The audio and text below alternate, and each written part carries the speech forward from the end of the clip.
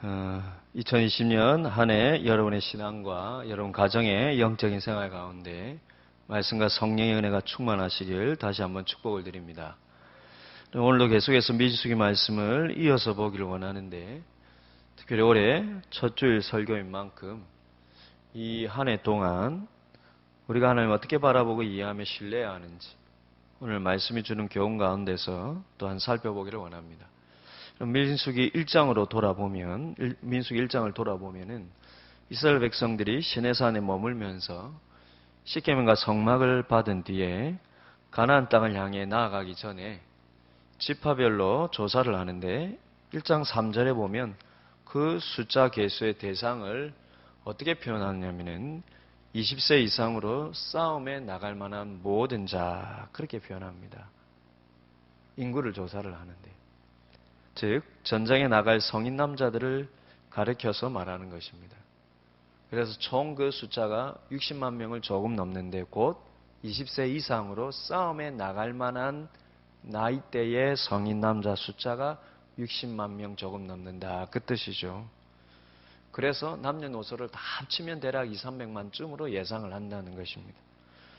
그리고 다음 2장은 지파별로 어디에 진을 칠 것이며 행진할 때는 어떤 순서로 할 것인가를 다루는, 그때도 표현하는 용어가 유다 군대로 계수된 자, 혹은 르우벤 군대의 진영, 또는 에브라임 군대의 진영. 그럼 이처럼 12지파의 각 지파를 군대로 부르고 있다는 것입니다. 따라서 민수기는 처음부터 가나안 정복을 위해 전쟁 준비로 시작하고 있는 것입니다. 아브라함 때부터 하나님이 약속한 그 땅으로 들어가기 위한 그런 전쟁 준비로 시작을 하고 있다는 것입니다. 물론 지금의 여러분 그런 전쟁의 의미로 보아서는 안 되겠지만요. 그리고 오늘 보면 13장에 와서는 드디어 이스라엘의 군대가 가나안 남쪽 경계에 이르러 전쟁을 치르기 직전에 상황이 되었을 때의 사건을 다룹니다. 그것은 이전에 지도를 통해서 우리가 한번 살펴보았듯이 시내산에서 북쪽으로 올라가서 가나안에 속한 신광야와 만나는 바란광야라는 것입니다. 기억이 나실 텐데요, 바란광야. 그럼 다시 한번 방송실에 한번 지도를 펴주시고요. 다시 한번 지도를 보시면 제가 깜빡하고 포인트를 또 들고 오지를 않았습니다. 저 요즘 깜빡깜빡합니다. 전에는 세상에 그 포인트를 들고 왔는데 강대상에 오니까 아무리 찾아도 안 보이는데 설교 끝나고 한참 지나서 한참 주중에 호주머니에 손을 넣어보니까 세상에 거기에 있더라고요. 예, 우리 어르신들께 죄송하지만 저도 나이가 들어가는 거, 세월이 흘러가는 것 같습니다. 포인트를 깜빡 안 들고 왔는데 지난번에 이 지도는 살펴왔던 지도이기 때문에 여러분들이 또 익숙해 있을 거라 생각합니다. 그럼 여기 보면 가나안 최남단에 위치한 사막이 신광야입니다. 지도를 보시면 좀 흐려서 잘 안 보일 수 있는데, 그러면 저게 바다 옆에 여러분에서 오른쪽으로 보시면은 중간에 조그만 큰 호수같이 보이는데 그것이 여러분 사해고 그 옆이 이스라엘입니다. 그래서 여기 글자가 많은 곳이 이스라엘인데 그 아래 여러분 역삼각형으로 쭉 된 게 시나이 반도지 않습니까? 거기서 이 오른쪽, 여러분에서 왼쪽이 이집트입니다. 그리고 빨간 줄을 보면 정통적으로 이스라엘 백성들이 출애굽하여서 이동하였던 경로라고 볼 수 있습니다. 근데 여러분 이 시나이 반도에서 지역이 여러 사막이라 그랬죠, 그죠? 그래서 여러분 지금 오늘 본문에 등장하는 신광야는 저게 역삼각형 모양의 시내 반도 위에 이스라엘 지금 가나안 땅의 남쪽 지역에 보면은 신광야라고 되어 있습니다. 저 부분이 신광야입니다. 그리고 그 아래가 여러분 시내 반도 적혀 있는 바로 위에, 좀 더 위에, 거기 바란광야가 되어 있죠. 그 바란광야가 크고 넓은데 그 위에가 신광야이고, 신광야는 이제 가나안이 시작되는 남쪽 사막이라고 보시면 되고, 그 위로 가나안 땅이 구체적으로 이제 시작이 된다고 볼 수가 있습니다. 그래서 이스라엘 백성들은 지금 저 바란광야와 신광야 그 경계 지역에 가데스 바네아라고 하는 아마 오아시스 지역으로 추정이 되는데 그곳에 지금 모여 있는 것입니다. 그래서 이제 조금만 북쪽으로 올라가면 이제 약속의 땅으로 들어가는 거예요. 그리고 참고로 성경에 관심이 많으신 분들은 신광야라는 지명이 조금 헷갈릴 수 있는데 저번에도 한번 언급드렸듯이 출애굽기 16장 1절에 보시면 이스라엘 자손의 온 회중이 엘림에서 떠나 엘림과 시내산 사이에 있는 신광야에 이르니 이렇게 되어 있습니다. 그럼 이때는 출애굽한 후 한 달 정도밖에 되지 않았을 때였기 때문에 벌써 오늘 본문의 신광야처럼 이르는 것처럼 말씀하고 있는데요. 그리고 그때로부터 2달이 지나 도달한 곳이 시내산에 있는 시내광야라고 되어 있는데 지역이 좀 다릅니다. 민수기 33장은 이집트에서 가나안까지 이스라엘 이동 경로를 요약해서 상세히 언급한 그 민수기 33장이라고 말씀드렸는데요. 여기서도 민수기 33장 11절에 보시면은 이스라엘 백성들이 처음에 홍해 가를 떠나서 홍해 가라는 홍해 그 바다에 해변이죠, 그죠? 거기를 떠나서 신광야에 진을 쳤다. 이스라엘 백성들이 바로 홍해를 떠나서 신광야를 쳤다라고 하고 얼마 뒤 15절에 신광야 다음에 시내광야에 진을 쳤다 이렇게 말하고 있습니다. 그리고 한참 후에 36절에 이르러서 열두 정탐꾼 사건에 신광야에 다시 진을 쳤다 이렇게 말합니다. 그래서 이 두 신광야가 나오는데 우리나라 표기법이 같을 뿐이죠. 사실은 다른 광야입니다.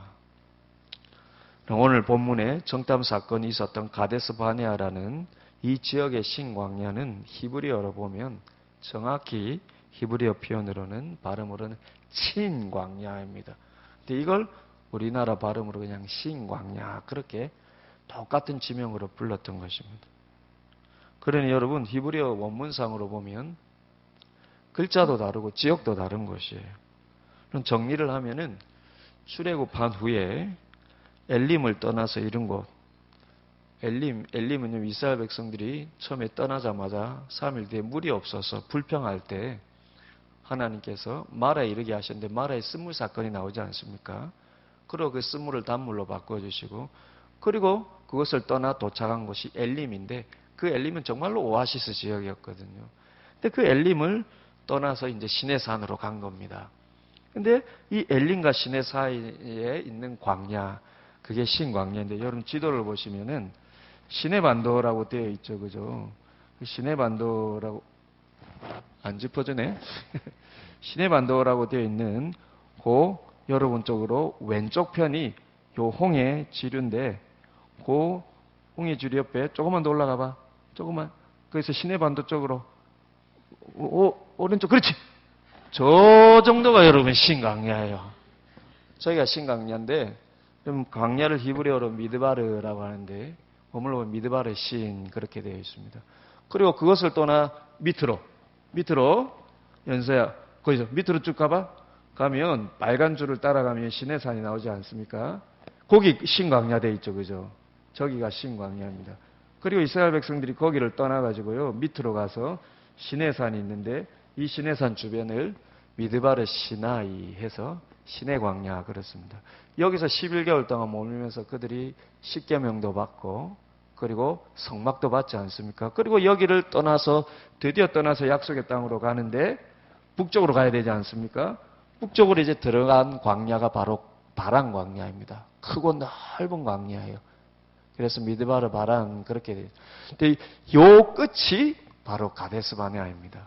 그리고 그 가데스 바네아에서 이제 남쪽으로 북쪽으로 조금만 올라가면 가나안 남부 지역인 여러분 이곳이 이제 성경에 오늘 본문에 나와 있는 신광야. 근데 히브리어로 미드바르 신이 아니라 미드바르 친에서 정확히 발음하면 친광야 그렇게 됩니다. 그러면 이곳에 이제 이르렀는데요. 그리고 오늘 본문 17절을 보시면은 모세가 가나안 땅을 정탐하러 각 지파별로 한 명씩 선정된 12 정탐꾼을 보내는데 17절에 이런 표현이 있습니다. 네겝 길로 행하여 산지로 올라가라 이렇게 명령합니다. 지금은 바란 광야 끝에서 이 12 정탐꾼을 보내면서 네겝 길로 행하여 산지로 올라가라. 그럼 바로 이 네겝이라는 것이 방금 말씀드린 친광야, 성경의 신광야라고 표현돼 친광야를 뜻합니다. 가나안 땅의 남부 최남단에 있는 사막지대, 이 지역을 그러면 우리나라 성경에는 같은 신광야지만 히브리어는 친광야 혹은 네게브 이렇게 표현. 전에도 말씀드렸지만 이 네게브라는 히브리어 단어 자체가 남쪽을 뜻해요. 즉 가나안 남쪽을 네게브 자체가 남쪽을 뜻하니까요.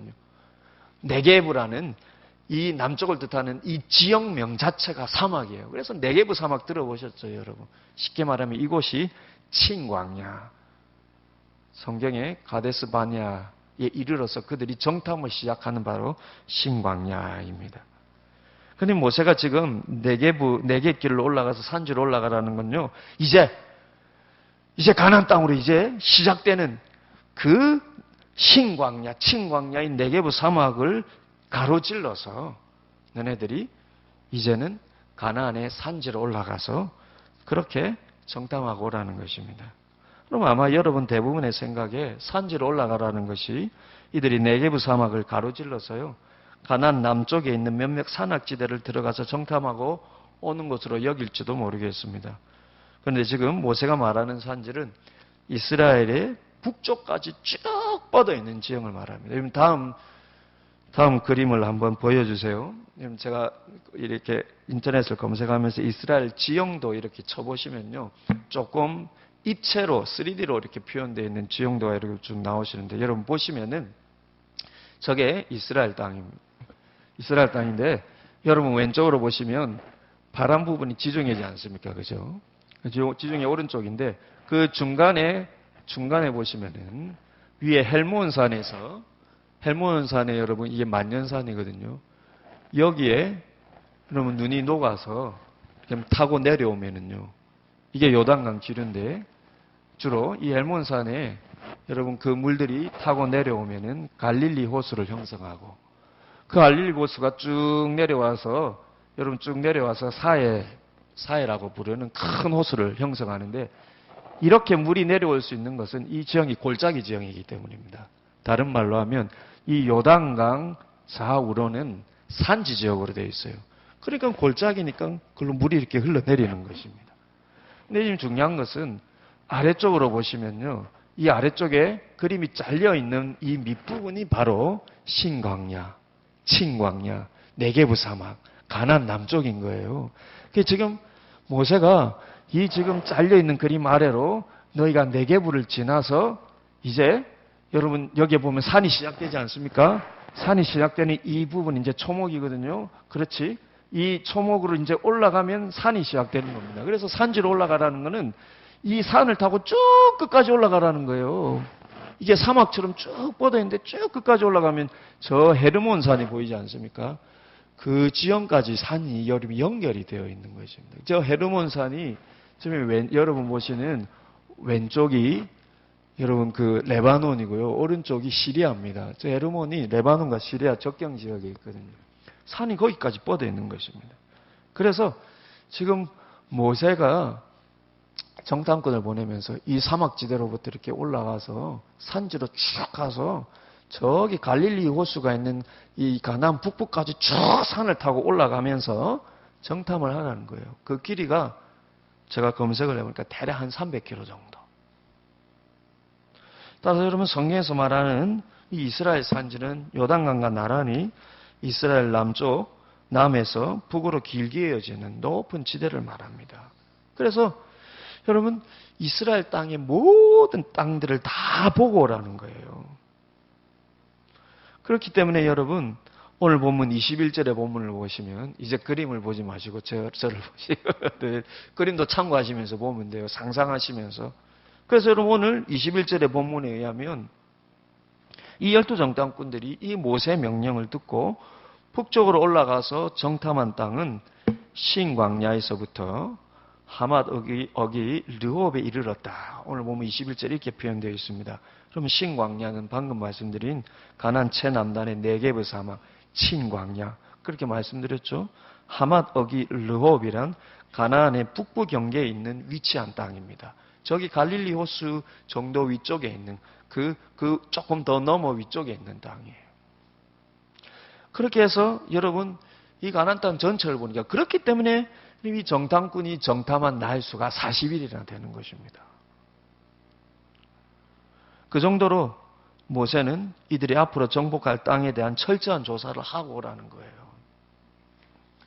게다가 18절을 보시면은 이 가나안 전체를 정탐하되 무엇을 알아보아야 할지에 대한 조사 내용을 주문을 하는데 이제는 꺼주셔도 될 것 같네요. 오늘 말씀이 이제 집중해서.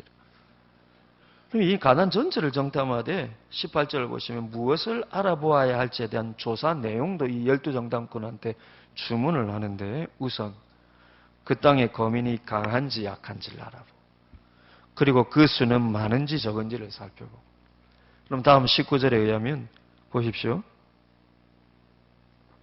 19절을 보시면은 그 땅이 좋은지 나쁜지 그리고 그 땅의 성읍이 진영인지 산성인지 왜냐하면 산성이 있으면 정복하기 힘들거든요.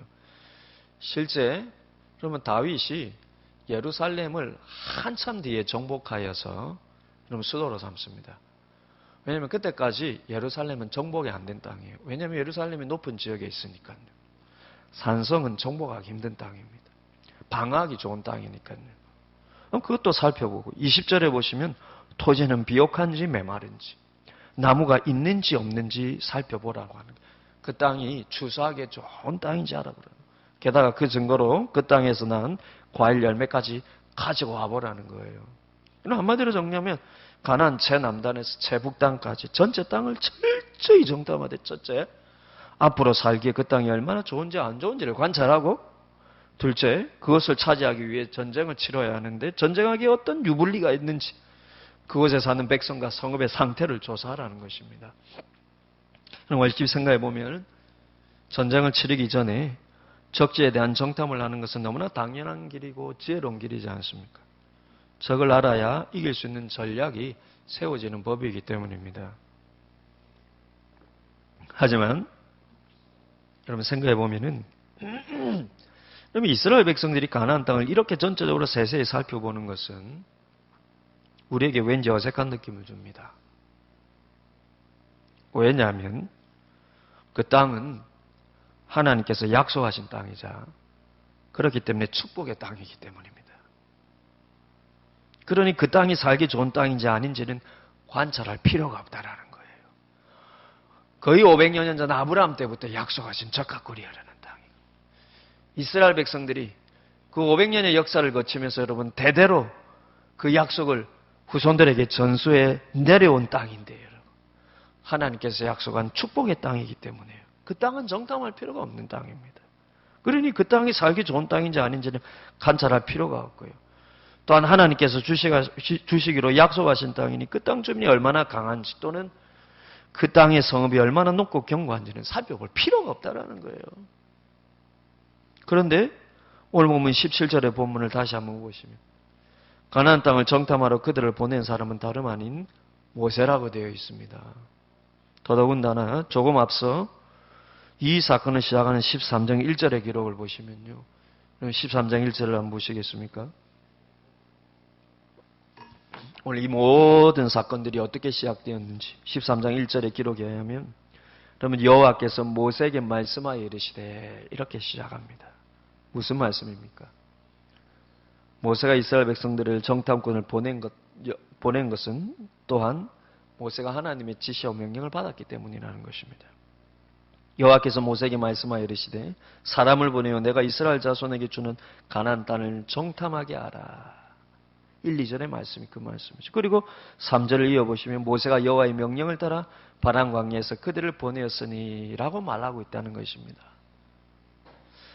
여러분 조금 이상하지 않습니까?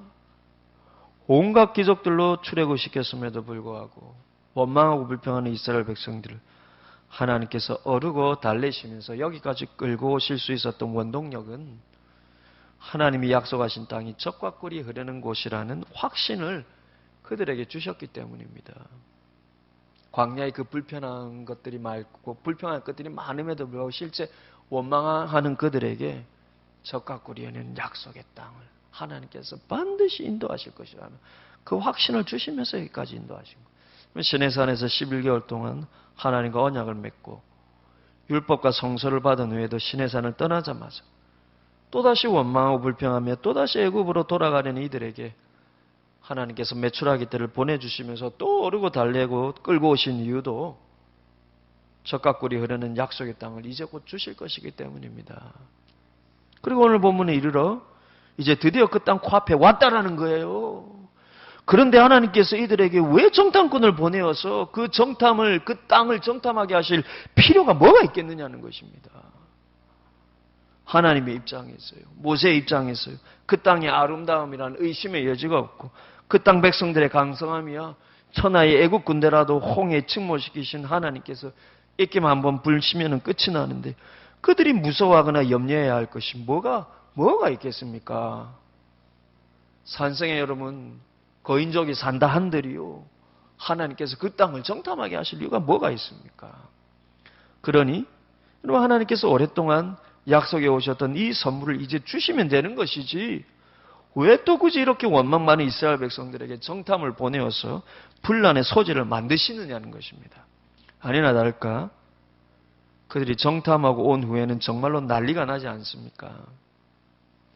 그 땅의 거주민이 너무 강해 보여서요. 근데 이 불평 많고 원망 많은 이스라엘 백성들이 그것을 보고 두려워할 것이 뻔함에도 불구하고 왜 하나님께서 일부러 정탐꾼을 일부러 보내었느냐는 것입니다. 여러분, 그 이유가 무엇일까요? 그럼 그 이유는 먼저 약속의 땅 코앞에서 이 불필요한 정탐을 정확하게 누가 계획했는지 사실 오늘 민수기 본문에는 생략되어 있다는 것입니다. 민수기 본문만 보면 꼭 하나님이 일부러 먼저 보내는 것 같고 모세가 일부러 먼저 보내는 것 같은데요. 그러나 가나안 땅에 대한 정탐의 아이디어는 실은 놀랍게도 모세에게 난 것도 아니고 더더군다나 하나님에게서 난 것도 전혀 아니었습니다. 이 사건의 전모를 밝혀주는, 이 원인의 전모를 밝혀주는 게 신명기 1장 19절 이하인데요. 40년이 지나서 모세가 이제는 정말로 이 가나안 땅에 들어가기 직전에 출애굽 2세대들에게 이 40년 동안 광야에서 이렇게 40년을 지나야 했던 그 원인이 됐던 오늘 본문의 가데스 바네아 사건을 다시 회상을 하면서요. 그때 왜 이런 일이 있게 되었는지에 대한 그 직접적인 이유를 말해주고 있습니다. 신명기 1장 19절 이하를 보시면은 이렇게 말씀합니다.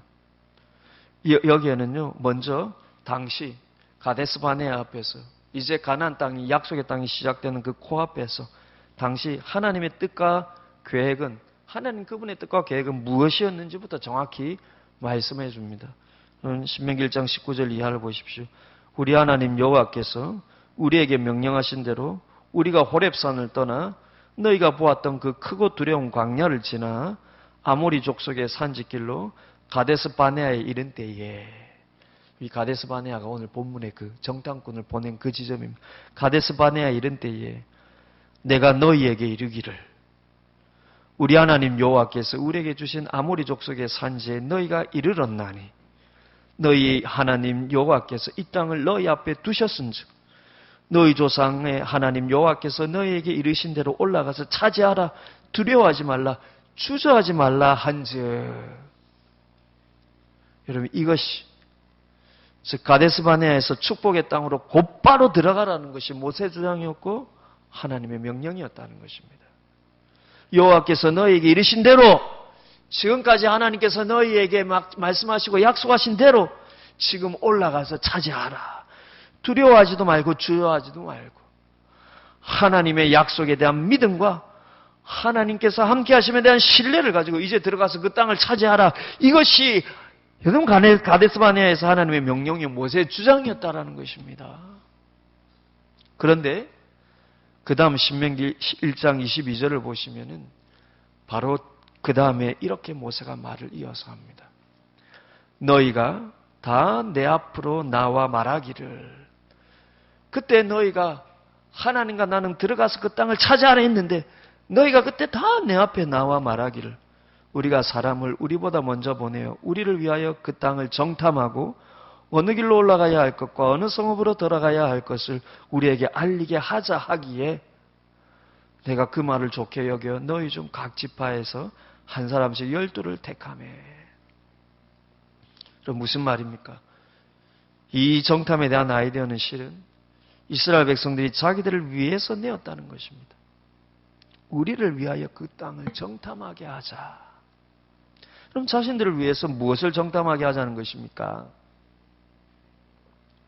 그 땅을 얻기 위해서 어느 길로 올라가는 것이 좋을지, 그리고 어느 성읍으로 들어가는 것이 좋은지, 즉 어디로 가서 누구와 전쟁해야 할지 자신들의 입장에서 자신들이 계산하고 판단하기 위해서 정탐을 보내었다는 것입니다. 여러분, 이게 믿음 있는 태도같이 보이지만 실은 의심의 태도였다라는 거예요. 이게 믿음 있는 태도인 것처럼 보여서 모세도 허락했는데 나중에 결과를 보니 믿음의 태도가 아니라 실은 의심의 태도였다라는 것입니다. 하나님의 약속에 대한 확신을 가지려는 것처럼 보였지만 실은 자기 계산을 그 속에서 하고 있었다라는 거예요. 그리고 그 밑에는 하나님께서 약속을 이루실 거라는 신뢰보다는 자신들이 감당해야 할 손해와 희생은 없는지 그 두려움과 거부감이 있었다라는 것입니다. 혹 잘못 들어갔다가 손해보지 않을까? 혹 잘못 선택했다가 실패하지 않을까? 혹 괜히 들어갔다가 그나마 있는 것까지 잃어버리지는 않을까? 그럼 지금까지 경험했던 무수한 하나님의 기적과 능력의 역사가 이 지점에서 아무 소용이 없어지는 것입니다. 이 지점에서 아무 소용이 없어지는 것이에요. 이 지점이 여러분 어떤 지점입니까? 혹시 내가 손해보지 않을까? 혹시 내가 피해보지 않을까? 괜히 하나님 말씀 들었다가, 괜히 하나님 뜻대로 했다가, 괜히 하나님 명령대로 했다가 혹시 내가 실패하지 않을까? 그럼 그런 염려와 걱정이 밀려오는 지점이라는 것입니다. 그럼 지금까지 하나님의 역사를 보십시오. 유월절의 기적, 홍해의 놀라운 역사, 그럼 그 막강한 이집트를 치신 하나님의 능력이 얼마나 놀라웠습니까?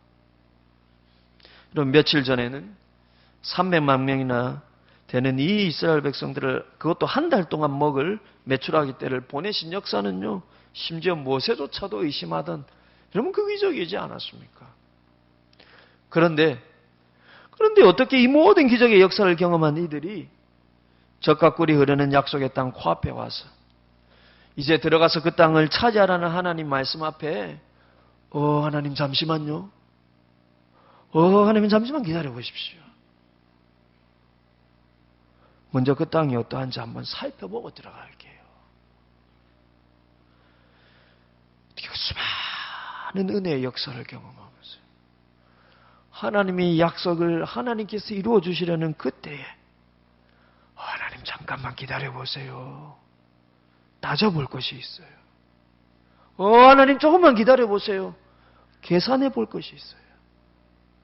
그럼 무엇을 계산하고 무엇을 따진다는 것입니까? 왜 그렇습니까? 두려움 때문이라는 거예요. 두려움 때문에. 손해에 대한 두려움. 대가를 치를 것에 대한 두려움. 그로 인해서 혹 내가 염려하는 것에 있어서 실패하지 않을까라는 두려움. 여러분 그것이 여러분 정말 하나님께서 이제 역사하실 그 앞에서 머뭇거리게 한다는 것입니다. 지금까지 그 무수하고 또 놀라운 하나님의 역사들은 그러면 생각해보면 그렇게 무수하고도 놀라운 하나님의 역사들을 경험했음에도 불구하고 왜 이들이 멈칫거리는지 여러분 생각해보면 우리는 그냥 보면은 이해가 안 되지만요. 그들의 입장에서 보면 이게 여러분 그들만의 문제가 아니라 우리의 문제입니다. 우리는 지금 그럼 제3자의 전지적인 시점에서요. 제3자 입장에서 모든 사건을 다 보면서 어떻게 이런 백성들이 이스라엘 백성들이 이럴 수 있나 혀를 살지 모르지만 우리도 그들의 입장에서 되면 다를 것이 없을 수 있습니다. 그 무수하고도 놀라운 하나님의 역사들 그들이 경험했지만 생각해보면요. 지금까지 그 놀라운 기적들은 모두 하나님께서 일방적으로 일으키시고 베풀어 주신 것들이었습니다. 심지어 그들이 한 것이라고는 불평하고 원망하는 것밖에 없었음에도 불구하고 하나님께서 그분의 능력으로 그들의 불평과 원망 다 들으시면서 일방적으로 베풀어 주신 거예요. 지금까지 여러분 하나님의 이 출애굽의 역사에 있어서 일방적이지 않았던 게 있습니까? 유월절의 기적, 홍해의 기적, 그리고 메추라기의 기적, 만나의 기적, 그 무엇 하나요? 그들이 앞서서 한 것이 있었습니까? 하나님이 다 일방적으로 베풀어 주신 것이죠. 그러면 지금까지의 역사를 하나님의 말씀으로 한마디로 정리하자면 너희는 가만히 있어 내가 일으키는 능력을 보라는 것이었습니다. 너희는 가만히 있어 내가 일으키는 능력을 보라는 것이었어요. 지금까지의 기도는 다 한마디로 요약하면 너희는 가만히 있어서 내가 일으키는 능력을 보면서 내가 너희와 함께하는 여호와인 줄 알라라는 것이었어요. 그런데 약속의 땅으로 들어가면서는 하나님의 언어가 달라졌다라는 거예요. 지금까지는 다 하나님이 가만히 있어서 내 능력을 바라 했습니다. 그러나 이제 약속의 땅 코앞에서부터 하나님의 언어가 달라졌다는 것입니다. 어떻게 달라졌습니까? 내가 일으키는 능력을 보라. 내가 너희와 함께하는 여호와인 줄 너희가 알리라는 그 말씀은 변함이 없어요. 그런데 중요한 것은 그 앞에 문구가 달라졌다는 거예요. 그 앞에 조건문이 달라졌습니다. 그 조건문이 무엇입니까? 너희는 가만히 있어. 이것이 달라졌다는 거예요. 이제 약속의 땅으로 들어가면서는 너희는 가만히 있어가 아니라 너희는 올라가서 하나님이 명령이 달라졌습니다. 불평하고 원망해도 가만히 있으면 내가 역사함을 보면서 나와 함께 하신 여호와 하나님을 알라는 것이었는데 이제는 이스라엘 백성들을 향한 명령이 달라졌어요. 가만히 있으라는 게 아니라 올라가서 너희는 두려워하지도 말고 주저하지도 말고 올라가서 내가 너희에게 주는 땅을 차지하라는 것입니다. 그런데 무엇이 문제입니까? 그런데 그들은 여전히 가만히 있는 거예요. 아니, 그들은 여전히 가만히 있고 싶은 것입니다. 지금까지처럼 우리는 가만히 있고 하나님이 다 알아서 해주시는 삶을 그들은 여전히 원하고 있다는 거예요. 지금까지처럼 우리가 연약해서 불평하고 원망할 때도 우리는 가만히 있을 테니 하나님이 알아서 다 해주시는 삶을 그들은 여전히 바라고 있다는 것입니다. 그러고 나서 찬송할게요. 그러고 나서 예배할게요. 그러고 나서 영광 돌릴게요. 우리는 가만히 있고 하나님이 다 알아서 해주시면 그 은혜들을 받고 우리가 원하는 그 은혜들을 받고 예배할게요. 찬양할게요. 영광 돌릴게요. 이것이 그들이 하나님과의 관계에 있어서 그들이 익숙한 마음의 태도였다라는 것입니다. 기적을 많이 경험하는 게 좋은 신앙이 아닙니다.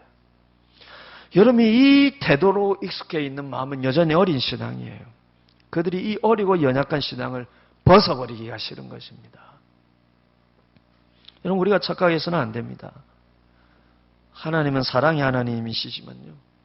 또한 좋으신 아버지세요.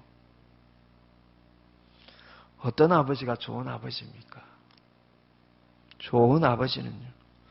자기 자녀가 시간이 지남에 따라서 성숙하고 성장하기를 바라고 도와주는 아버지예요. 자녀가 성숙하지 못하고 성장하지 못할 때는요. 마음 아파하는 것이 좋은 부모의 마음입니다. 여러분 지금까지 이스라엘 백성들은 어린 신앙이기 때문에 하나님께서 모든 것을 다 들어주시고 모든 것을 앞서 다 역사해 주셨습니다. 그러면서 기다려 주신 거예요.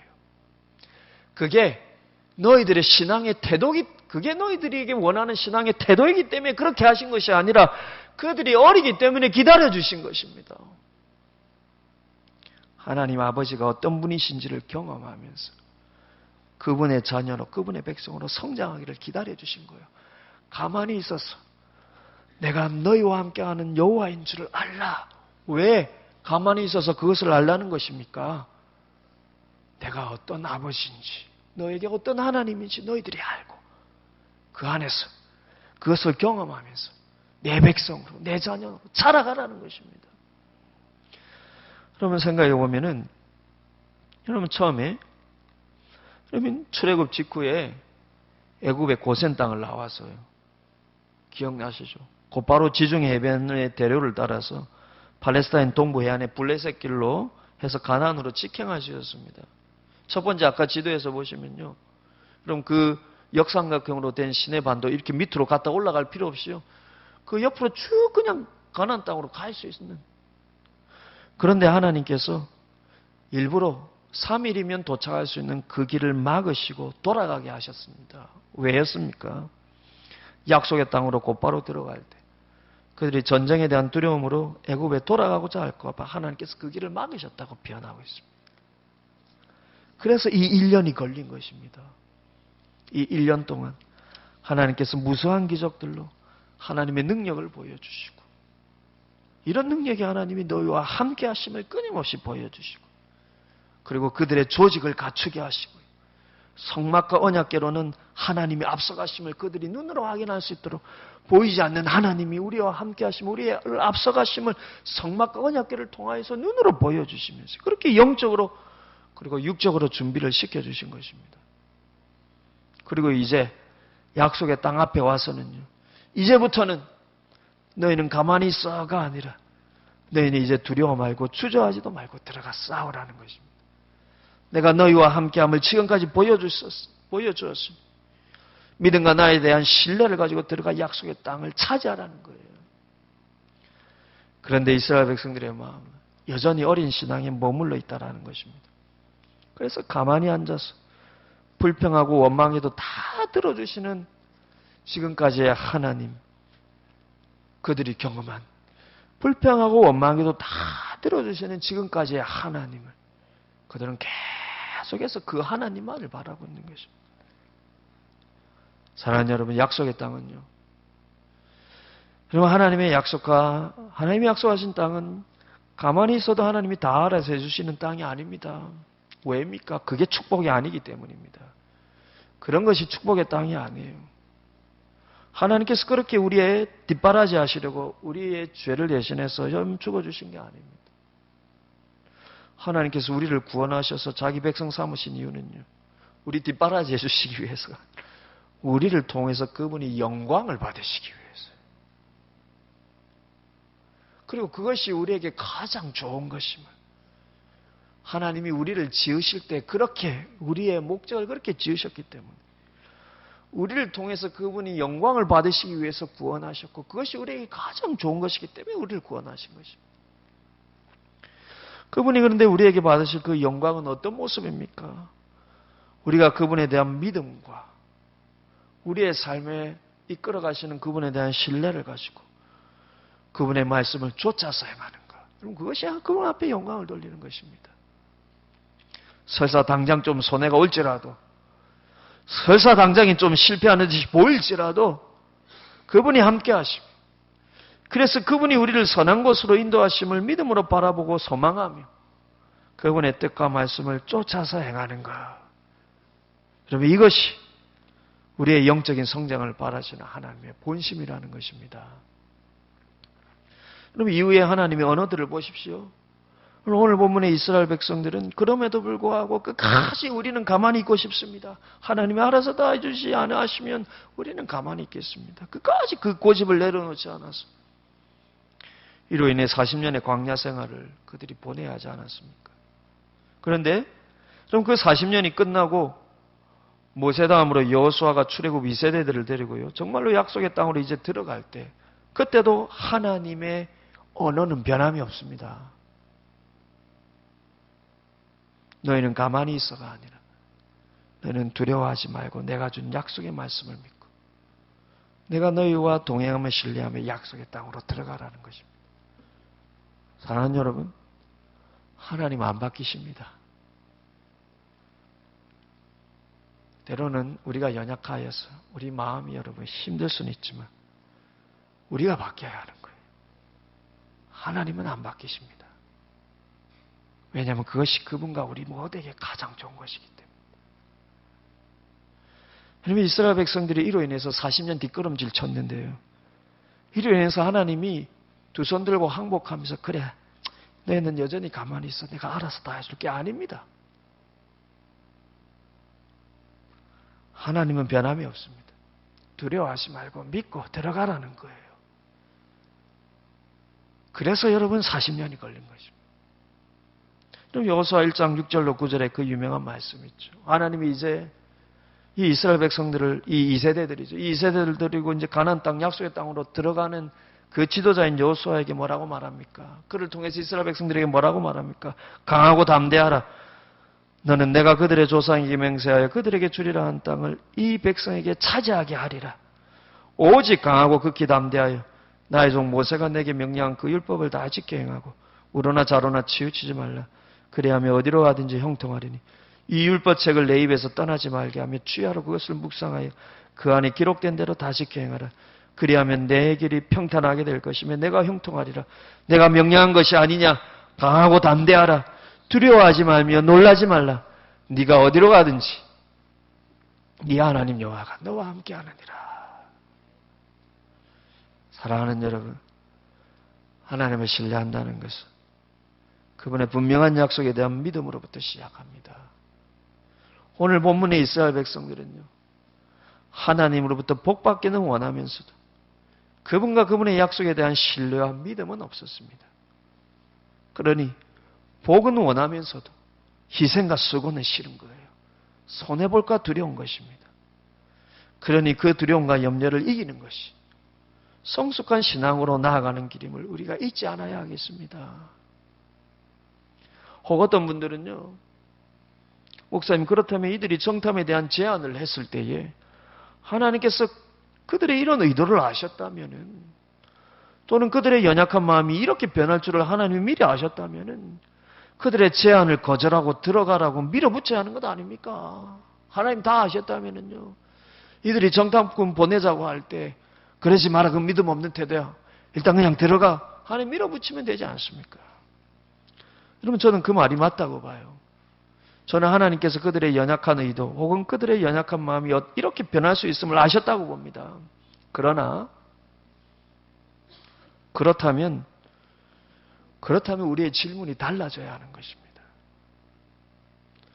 왜 하나님이 아셨으면서도 보내셨습니까? 이렇게 질문해야 될 것이 아니라요. 하나님이 정말로 아셨다고 우리가 판단하면 우리는 이렇게 질문해야 된다는 거예요. 하나님께서 이들의 약한 의도, 악한 의도 내지는 이렇게 연약한 마음을 아셨음에도 불구하고 왜 이들의 정탐 제함을 허용하신 것일까? 우리의 질문이 이렇게 바뀌어야 됩니다. 왜 하나님께서 이것을 허용하셨습니까? 왜 하나님께서 다 하셨음에도 불구하고 하나님께서 이렇게 허용하셨습니까? 하나님도 알아보고 싶으신 거예요. 하나님도 알아보고 싶으신 것입니다. 하나님도 시험해 보시고 싶으신 거예요. 유혹하기 위한 시험이 아니라 하나님도 테스트해 보고 싶은 것입니다.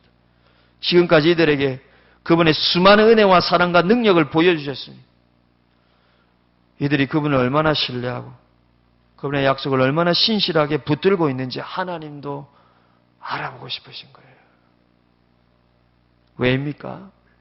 지금까지의 구원의 은혜와 지금까지의 용서의 자비와 기적의 능력을 경험하고도 그들의 삶을 맡기고 순종할 만한 그분에 대한 믿음과 신뢰가 없다면, 정말로 그런 상태라면 지금은 약속의 땅으로 들어가지 않는 게 이들에게 더 낫기 때문입니다.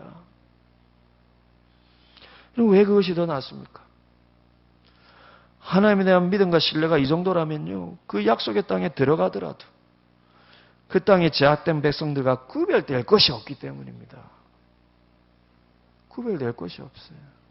이런 믿음과 신뢰라면 가나안 땅에 들어가서 그 땅의 백성들과 뭐가 달라지겠습니까? 실제 이후에 이스라엘 백성들의 역사가 그렇게 흘러가고 있는 것을 보면 더더욱 그런데, 여러분, 하나님께서 왜 이 연약하고 보잘것없는 이스라엘 백성들을 택하셔서 그들에게 이런 은혜를 베푸셨습니까? 그들을 세상과 구별된 거룩한 그분의 백성으로 삼으셨어요. 그들을 통해 온 세상에 거룩하신 그분을 나타내 보이고 싶어서, 그렇게 하나님의 영광을 온 세상에 드러내고 싶었어요. 이 제약된 땅에 그 하나님의 영광을 통하여서 온 세상으로 하여금 구원의 길을 보여주고 싶었어요. 그런데 이 은혜와 사랑과 능력의 하나님을 이렇게 경험하고도 자기 삶을 맡길 믿음과 신뢰가 없다면 어떻게 세상과 구별되고 어떻게 그분의 은혜와 사랑을 세상에 보여줄 수가 있겠습니까? 그러니 하나님께서 지금까지 일방적인 은혜로 여기까지 인도하셨지만 이제는 그들의 믿음과 신뢰를 하나님도 테스트하고 싶으신 것입니다. 사랑하는 여러분, 이 땅에 우리의 삶도 마찬가지입니다.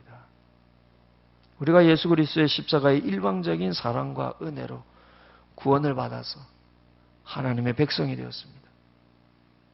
그리고 우리는 실제 또한 많은 물질의 복도 누리는 그런 시대를 살아가고 있습니다.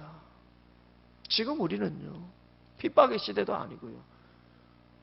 얼마나 풍족한 시대를 살아가고 있습니까? 그러나 우리 역시 본문의 이스라엘 백성들처럼 두려운 일 앞에 서기도 하고요. 손해볼까 실패할까 염려스러운 문제 앞에 저마다 서기도 합니다. 그러나 여러분, 그럴 때 여러분들이 잊지 마시기를 바랍니다. 지금 이때가 가만히 있으라 하시는 때인지 아니면 들어가 싸우라 하시는 때인지 그것을 분별할 수 있는 영적인 성숙이 여러분들에게 있는 한 해가 되시기를 바랍니다. 그것을 어떻게 구분할 수 있을까요? 목사님, 가만히 있으라 하는지 들어가 싸우라 하는지 어떻게 그걸 구분할 수가 있습니까? 그건 여러분과 하나님만이 구분할 수 있습니다. 한 가지 힌트를 드리면 내가 그 문제 앞에서 앞서가고 싶은 마음이 막 일어날 때라면 가만히 있으라 하시는 때일 가능성이 많고, 반대로 내가 실패에 대한 두려움과 손해에 대한 염려가 가득해서 하나님을 신뢰치 못하는 모습이 있다면 들어가서 싸우라 하시는 때의 가능성이 많습니다. 왜입니까? 중요한 것은 그분에 대한 신뢰요. 그래서 자기의 삶과 뇌를 맡길 수 있는 신앙이라는 것입니다. 여러분, 왜 그것이 중요합니까? 가만히 있어야 할 때이든지 들어가야 할 때이든지 유일하게 동일한 것은 어느 때이든지 하나님께서 나와 그리고 우리 가정과 우리 교회와 함께 하신다라는 그 사실만큼은요, 가만히 있으란 때이든지 들어가야 할 때이든지 유일하게 동일한 것은 그것입니다. 하나님이 나와 내 삶을 함께 하시고 붙들고 계신다는 그 사실. 따라서 우리가 믿음으로 그것을 분별할 수 있는 유일한 힘은요, 그분이 나와 함께 하시고 나의 삶에 함께 하신다는 그 신뢰밖에 없습니다. 그 신뢰로부터 출발해야 해요. 하나님 잠잠히 기다리고 있으라 하시는지 아니면 그 두려움을 이기고 하나님 나아가라 하시는지 분별할 수가 있다는 것입니다. 사랑하는 여러분, 그분에 대한 이런 온전한 신뢰가 더 깊어지시고요. 그분께 내 삶을 조금씩 더 맡길 수 있는 신앙이 무엇인지를 깊이 느껴가시고 경험해 가시는 올 한 해가 되시고, 여러분 가정들마다 여러분 자녀들과 더불어서 하나님을 믿고 신뢰하며 내 삶을 맡기는 것이 무엇인지 여러분들이 당면한 그 문제 앞에서 여러분 자녀들과 물어보시면서 믿음의 결단이 필요할 때는 믿음으로 결단하시는 그런 한 해가 되시기를 주님의 이름으로 축복을 드립니다.